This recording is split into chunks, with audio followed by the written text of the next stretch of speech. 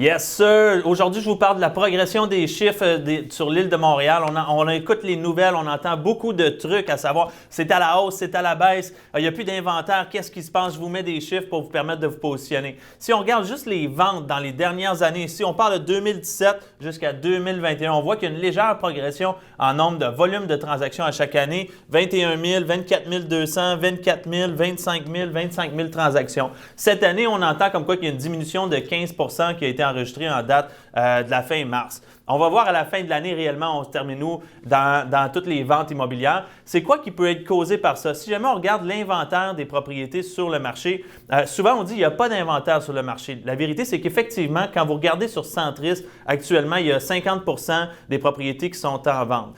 Comment ça se fait? Parce que c'est simple, les propriétés qui sont sur le marché actuellement, à chaque fois qu'il y en a une nouvelle qui vient sur le marché, elle est vendue. Ce n'est pas qu'il y a moins d'inventaire parce qu'il y a autant de propriétés qui touchent le marché. C'est plutôt qu'à chaque fois qu'il y en a une qui touche le marché, elle est vendue. Une petite anecdote rapide, c'est un peu comme quand vous alliez dans le passé au magasin de films, au Blockbuster, peu importe. Quand on rentrait, on se dirigeait directement vers le mur du fond qui était les nouveautés. On allait voir les nouveautés. S'il n'y avait rien d'intéressant dans les nouveautés, on se rabattait au centre dans les vieux films. Bien, c'est un peu ça qui se passe en ce moment. C'est comme si toutes les nouveautés sont là et dans le centre, il n'y en a plus de vieilles propriétés parce qu'elles sont tous vendues. Donc, les gens attendent seulement la nouveauté, achètent la nouveauté avant d'aller de l'avant. Mais le nombre d'inventaires est le même nombre de propriétés qui touchent le marché en tout temps. C'est seulement l'inventaire stagnant qui est là de plus cette année. Pour cette année, en 2022, je pense que c'est encore un marché incroyable pour vendre votre propriété. Il y a des opportunités en or qu'on doit saisir parce que cette année, ça va être encore une fois, ma prédiction, une année record.